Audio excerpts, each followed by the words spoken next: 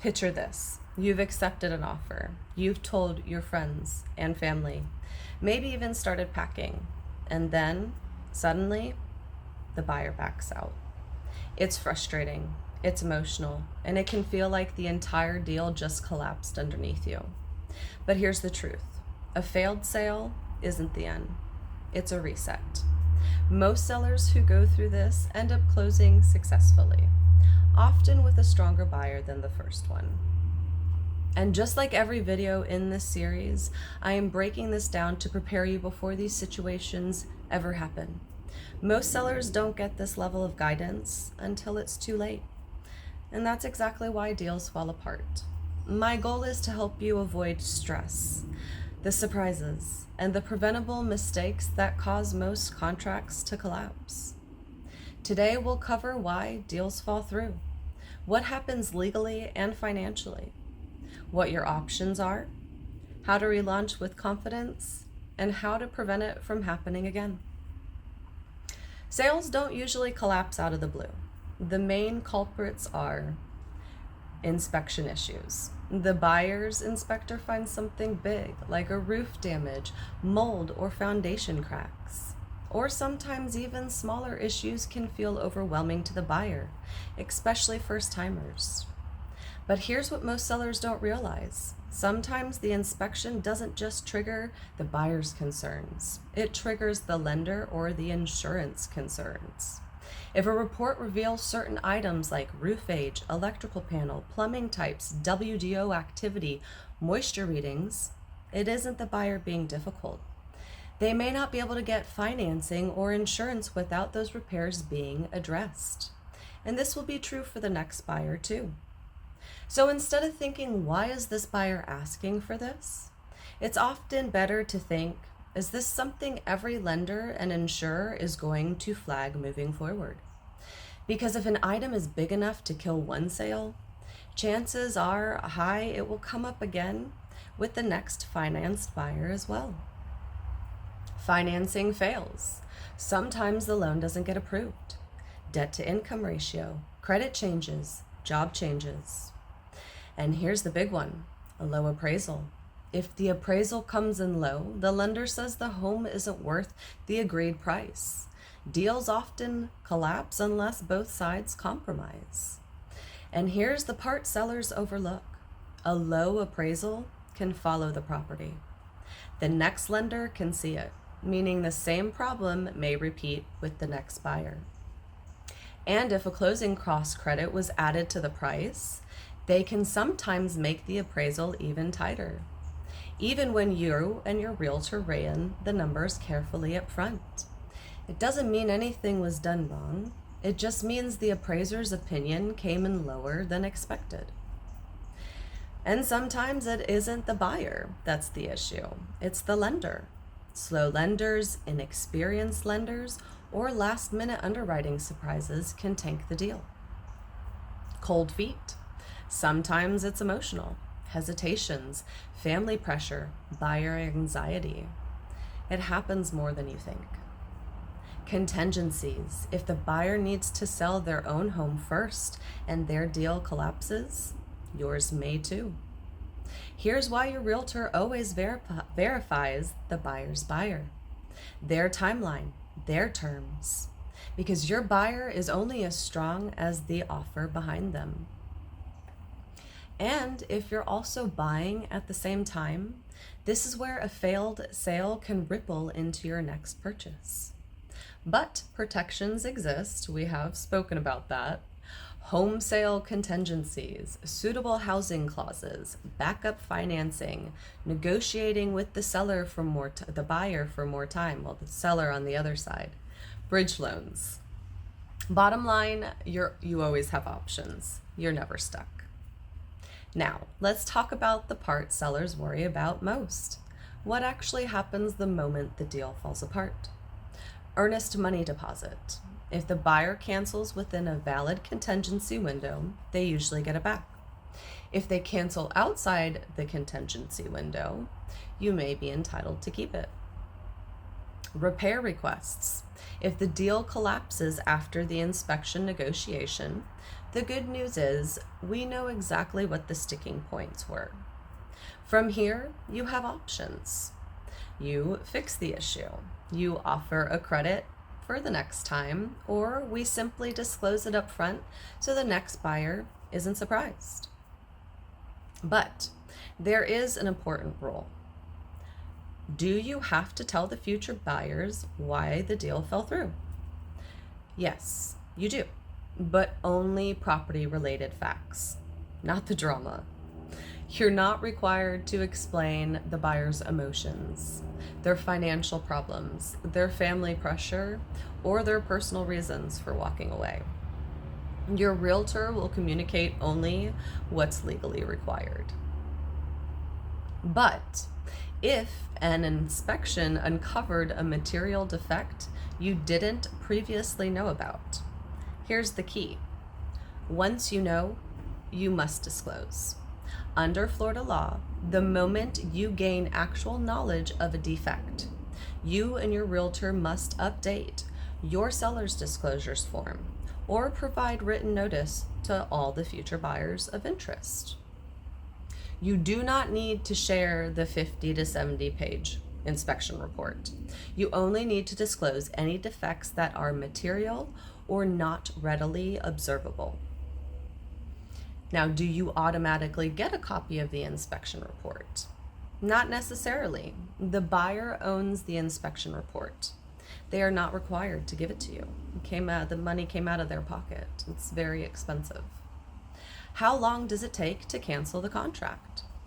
If they cancel properly within the contingency period, cancellation usually happens quickly. Their earnest money is typically refunded, and your agent can relaunch the listing almost immediately.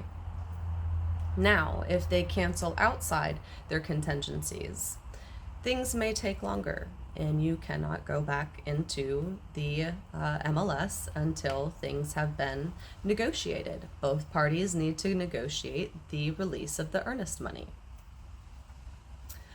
Lastly, a timeline reset. What happens next?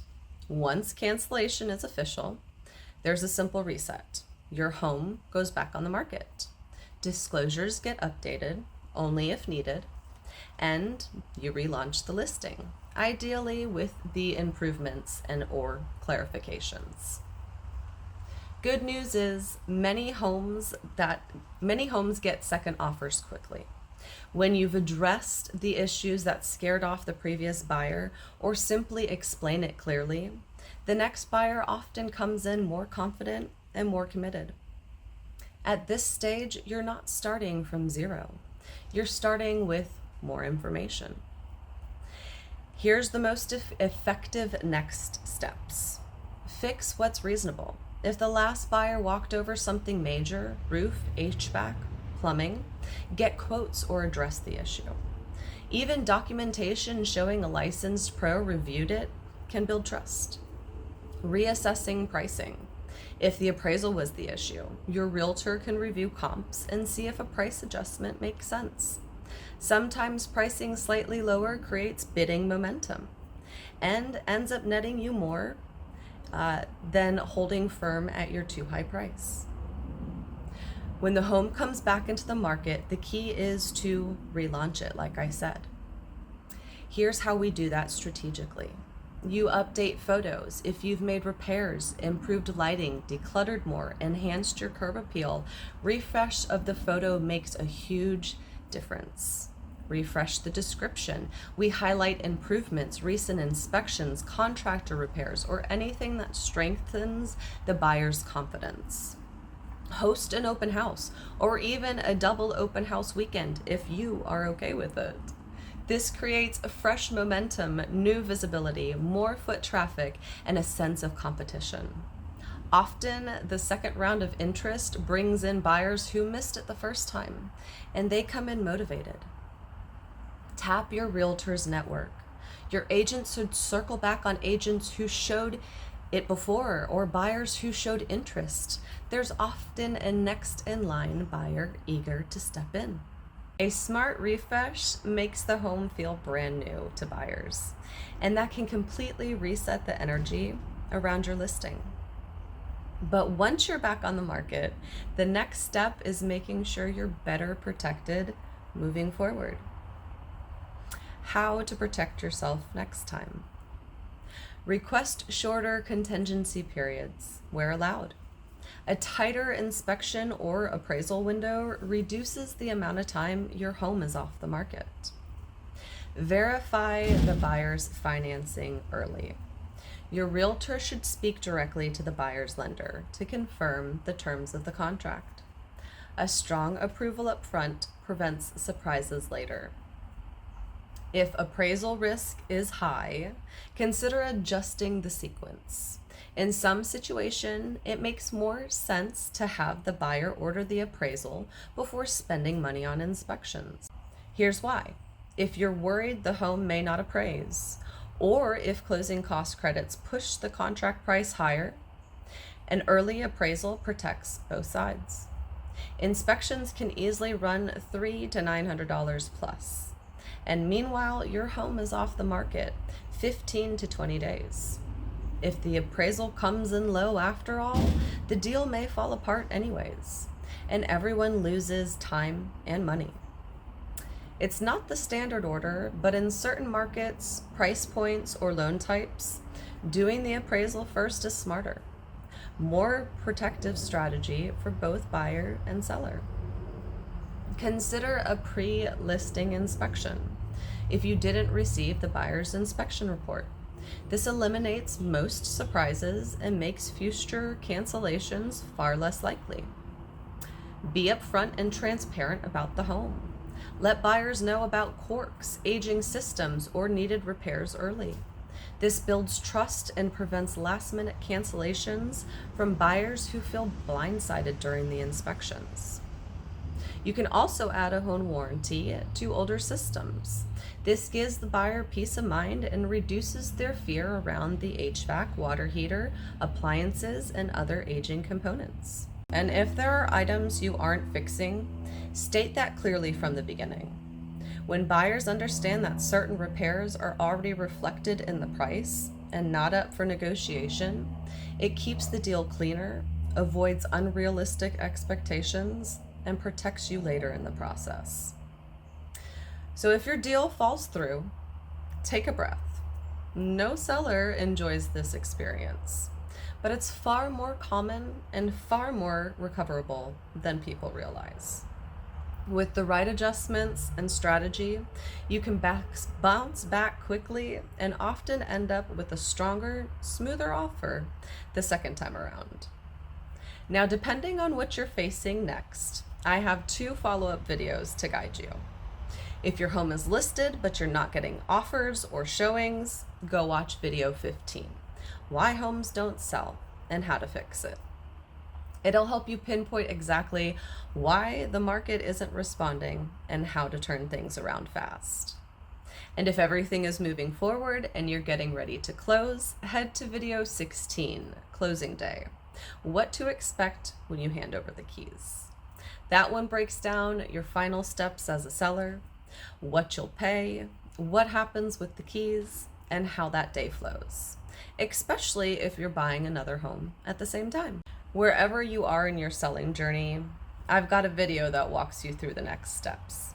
So stick with me, because every setback has a solution and every phase has a plan.